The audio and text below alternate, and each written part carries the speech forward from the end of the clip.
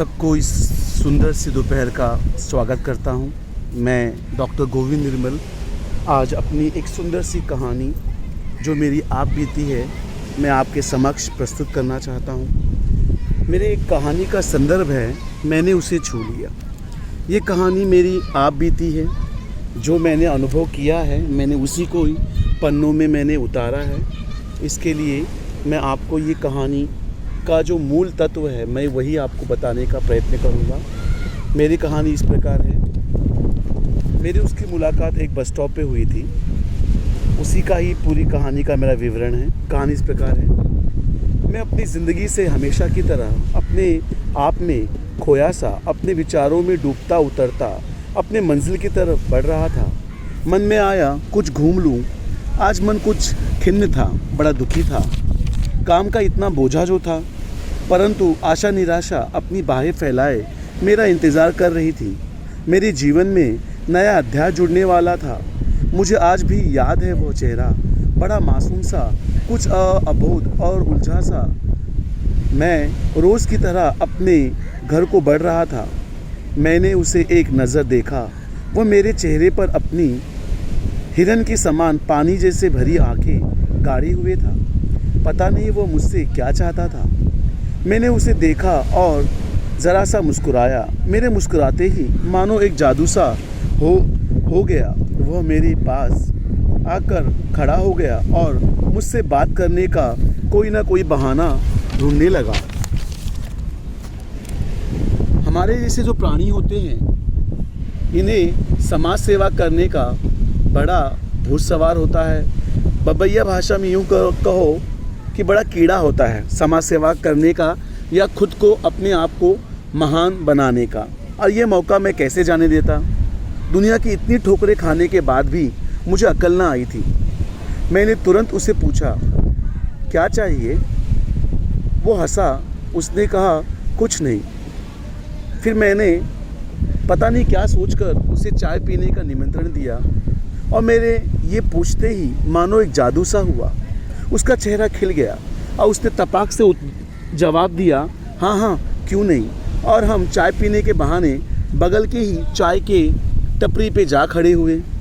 चाय की चुस्कियाँ लेते लेते एक दूसरे से बातें की और बातों से मुझे पता चला कि ये बंदा इस महानगर में निपट अकेला है, इसका कोई नहीं है।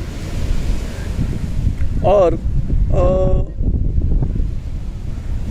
ऐसा था कि वो कुछ ना कुछ कहना चाहता था, लेकिन पता नहीं संकोचवश वो कुछ कह नहीं पा रहा था। एक जादू सा हो गया था मेरे एक पूछने के लिए। लंबी सी सांस छोड़ी और अपनी बातों को कहने का प्रयास करने लगा। मैंने देखा कि वह मुझसे कुछ अधिक रुचि दिखा रहा है। बातचीत करने पर पता चला कि वह इस मायापुरी में नया है। मैंने न बिना सोचा न समझा और उससे पूछ बैठा, कहाँ रहते हो? उसने झट से जवाब दिया, बस यहीं कहीं रहता हूँ। और हमारी चाय ख़त्म होते ही हम दोनों आगे बढ़ गए। अब वो समय भी आ गया था कि हम दोनों को अपनी अपनी मंजिल की ओर बढ़ जाना था। लेकिन ये छोटी सी मुलाकात दिल लगी में कब बदल गई पता ही ना चला। और हमारी बातों से लग नहीं रहा था कि हमारी यह सरसराहट सी मुलाकात दोस्ती में बदल गई।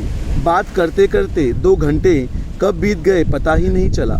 फिर वह समय भी आ गया जहां हम दोनों को अब अलग होना था। मैंने उसे कहा कि फिर मिलेंगे, तो वह भारी मन से बोला, कौन फिर मिलता है?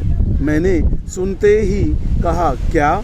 उसको एक पल देखा तो उसकी आंखों में एक आंसुओं का सैलाब खड़ा था, मानो अभी ही फट पड़ेगा। मैं देखता ही रह गया। मैंने उसे पूछा, क्या बात है? वो रो पड़ा, और शायद मेरी आपसे पहली और आखिरी मुलाकात है। मैं सोच में पड़ गया। आखिरी यह बंदा चाहता क्या है? मैंने उसे पूछा, कुछ रुपए चाहिए क्या? वह मेरी तरफ देखते ही रह गया और तुरंत बोला, दोस्त, मैंने रुपए के लिए नहीं कहा। मैंने उसके मन की बात को भाप लिया वह इस मायापुरी में निपट अकेला था। उसे शायद आश्रय की ज़रूरत थी या किसी के साथ की ज़रूरत थी जिसे वह ढूंढ रहा था। मेरे जाते कदम रुक गए। मैंने कहा, क्या बात है? उसने कहा कि भाई, मैं आपके साथ रात गुजारना चाहता हूँ।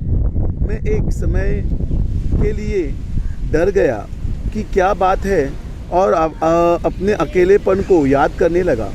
मैं जानता हूँ अकेलापन क्या होता है। अपने विचारों में डूबता उतरता सोचता हुआ बोला, क्या बात है? बोलो।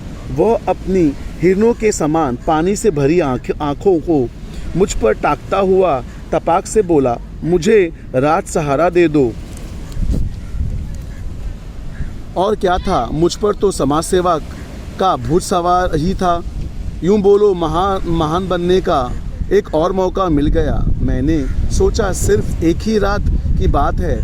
बिना सोचे समझे इस धोखे से भरी दुनिया में ठोकर खाने के बाद भी मैंने फिर एक बार अपने दिल से खेलने का या यह कहो कि तोड़ने का निश्चय या तुड़वाने का निश्चय कर लिया और उसे हंसते हुए अपने गरीब खाने लेकर पहुंचा। मुझे क्या पता था कि मेरे जीवन में एक नया या बिल्कुल नया अध्याय जुड़ने वाला था, जिसे आज तक मैं पढ़ाया वो सब कुछ हकीकत में होने वाला था। मैंने बिना कुछ सोचे उसे अपने साथ घर की ओर चलने लगा। मेरी हाँ सुनते मानो जादू सा हो गया। उसका चेहरा खिल गया, मानो उसकी पूजा सफल होने वाली थी। मैंने ज़रा सा भी नहीं सोचा कि अगली घड़ी में क्या होने वाला था। मैंने अपने घर का दरवाज़ा खोला और अंदर को होते हुए देखा कि वह चैन की सांस ले रहा था। अंदर आते ही वह एक जगह बैठ गया और घर को देखने लगा। अचानक मेरी नज़र उस पर पड़ी। मैंने देखा कि वह अपनी जेब में टटोल रहा था। मैंने पूछा, क्या चाहिए? तो वह चौंक कर बोला, कुछ नहीं। अब मेरे मन की दुविधा अलग ही थी। मैं सोच रहा था कि इसे क्या खिलाऊं, पर आगे क्या होने वाला था मैंने इस की कल्पना ही नहीं की थी। उसने एकाएक मुझे पूछा, आप शराब पीते हैं? मैंने तुरंत जवाब दिया, ना मैं शराब पीता हूँ ना शराब पिलाता हूँ। मुझे शराब पीने वाले और पिलाने वाले, मुझे दोनों से भी नफ़रत है। मुझे बिल्कुल पसंद नहीं कोई शराब पिए। मेरी बात को सुनते ही वो चुप बैठ गया और वो अपने इसमें खो गया। मैं किचन में गया, सोचा उसके लिए एक चाय बना दूँ या कुछ खाने के लिए दे दूँ। सोच ही रहा था और मैं अंदर गया। वह किचन में आकर मुझसे बातें करने लगा। मैं भी बातें करने लगा। अचानक वह मेरे करीब आ गया और बोला, मैं आपका यहाँ खून करने आया हूँ। पहले तो लगा वह मजाक कर रहा है, परंतु एक पल के लिए मुझे अजीब लगा। परंतु मैंने अपने आप को संभालते हुए उसे पूछा, क्यों आप मेरा खून करना चाहते हो? वह जोर से चिल्लाकर बोला, मैं आपको मारकर बुरा बनना चाहता हूँ। मैंने पूछा, क्यों बुरा बनना चाहते हो? वह चिल्लाकर बोला, क्योंकि सब लोगों ने मुझे छोड़ दिया है, पूरी तरह से मुझे तोड़ दिया है। यदि मैं इतना बुरा हूँ तो अब मैं बुरा बनकर ही दिखाना चाहता हूँ। मैं समझ गया यह समाज के द्वारा ठुकराया हुआ है। मैंने उसे पूछा, क्या हुआ, मुझे बताओ। तो वह चिल्लाकर बोला, आप क्या करेंगे, उखाड़ लेंगे क्या? मैंने कहा, नहीं, परंतु मैं आपके दुख को महसूस करना चाहता हूँ। मैं उसके पास गया और उसे अपने गले से लगा लिया।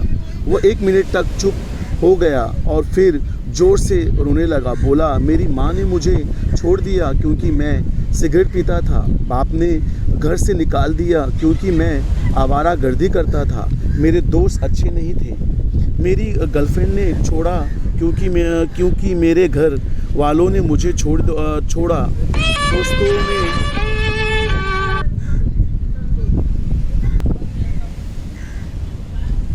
मेरे दोस्तों ने मुझे छोड़ दिया क्योंकि मेरे पास अब कुछ था नहीं।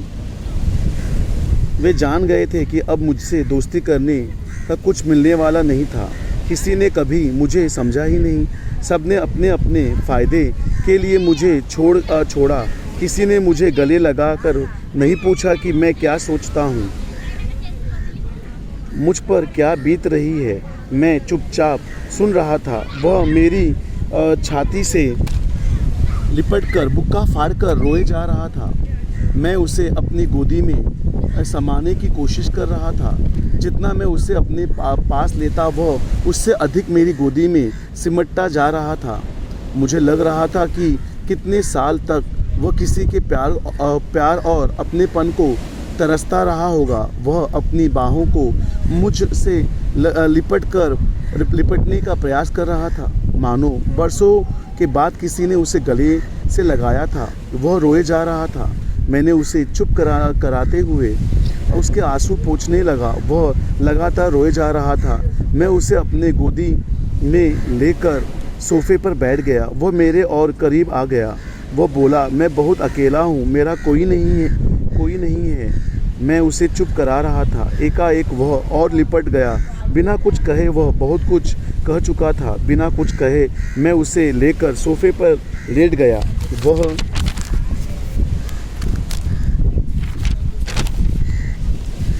मानो एक छोटे बच्चे की भांति अपनी माँ की गोदी को छोड़ना ही नहीं चाहता था। वह रोते रोते सो गया, लेकिन अपनी बाहें मेरी तरफ से छोड़ना नहीं चाहता था। मानो उससे क्या मिल गया था। मैं उसके दिल के शोर को चुपचाप सुन रहा था। मुझे सिर्फ एक ही आवाज़ आ रही थी कि मैं अकेला हूँ, मेरा इस दुनिया में कोई नहीं है, सब ने मुझे ठुकरा दिया है, कोई तो मुझे गले लगाओ। बस मैं चुपचाप उसके साथ सोफे पर पड़ा रहा। देखते देखते वह सो गया। मानो कितने सालों के बाद वह सोया हो। नींद में भी वह मेरा हाथ नहीं छोड़ना चाहता था। मैं चाहकर भी उसे नहीं छोड़ना चाहता था, क्योंकि अकेलापन क्या होता है मैं जानता हूँ। मैं उसे देख रहा था। नींद में भी उसके आंखों से आंसू बह रहे थे। बीच बीच में वह काँप भी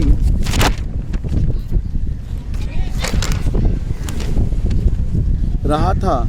इसे देखकर लगा कि मेरा दुख तो इसके सामने कुछ भी नहीं था। वह सिर्फ 20 वर्ष का होगा, लेकिन चिंता ने उसे 40 का बना दिया था। उसका गोरा रंग काला पड़ चुका था। ओठों की लाली ने सिगरेट की धुएं ने ले ली थी। अजीब से कटे उसके बाल यह सबूत जाहिर कर रहे थे कि वह सिर्फ जीने के लिए जी रहा था। करीब 2 घंटे के बाद वह अचानक उठा और जल्दी में बाहर जाने लगा। मैंने उसे देखते हुए कहा कि कहाँ जा रहे हो। वह चुप बुद्ध बना रहा, मानो अपनी बेगुनाही का सबूत पेश करना चाह रहा था। मैंने कहा कि रात के 3 बज रहे हैं, आज यहीं रुक जाओ, कल सुबह चले जाना। वह मेरे पास आकर मुझे गले से लगाकर बोला, मुझे माफ़ कर दो, मैं अच्छा नहीं हूँ, मेरे इरादे भी अच्छे नहीं थे, मैं आपको मारने के इरादे से यहाँ आया था, लेकिन आपने गले से लगाकर मेरा सारा गुस्सा अपने में समा लिया। वह मेरे पैर पकड़कर रोते हुए बोला, काश आप मेरे पिता होते। मैंने उसे उठाकर अपने गले लगाते हुए उसका माथा चूमते हुए कहा, क्यों नहीं, मैं आपका पिता ही हूँ। मेरे शब्दों को सुनते ही वह रो पड़ा और बोला, कितने सालों के बाद किसी ने मुझे इतना प्यार किया है। सबने मुझे ठुकरा दिया था, परंतु आपने गले लगाकर मुझे अपने आप से मिलवा दिया है। अल्लाह मुझे माफ़ करना, मैंने गुनाह किया है। मैं उसे देख ही रहा था कि वह आकर मुझसे लिपट गया और बोला, आपको मिलकर लगा इस दुनिया में मेरा भी कोई है जो मेरे लिए एक पल के लिए ही सही मेरे लिए कुछ सोचता है। उसके आंसू जारी थे। मैं पूछ रहा था और उसे समझा रहा था, लेकिन आज वर्षों से बंधा उसका सब्र का बांध रुधिर रूप में टूटकर बह रहा था। उसे रोकना मुमकिन था, लेकिन उसे देखकर लगता था कि वह सिर्फ 20 साल का ही नहीं, बल्कि वह एक जवान शरीर में वर्षों से पीड़ित बूढ़ी आत्मा का परित्याग के मोड़ पर था। उसका शरीर काँप रहा था। मैंने उसे अपने बाहों में कसकर दबा रखा था ताकि वह मेरी आत्मा की आवाज़ सुन सके, महसूस कर सके कि वह इस दुनिया में अकेला नहीं है, बल्कि उसके साथ कोई और है जिसे उसके होने या ना होने से फ़र्क पड़ता है। पता नहीं मुझे क्या हुआ था, मैं इतनी सख्त जान आज उस नन्ही जान के साथ बच्चा बन गया था।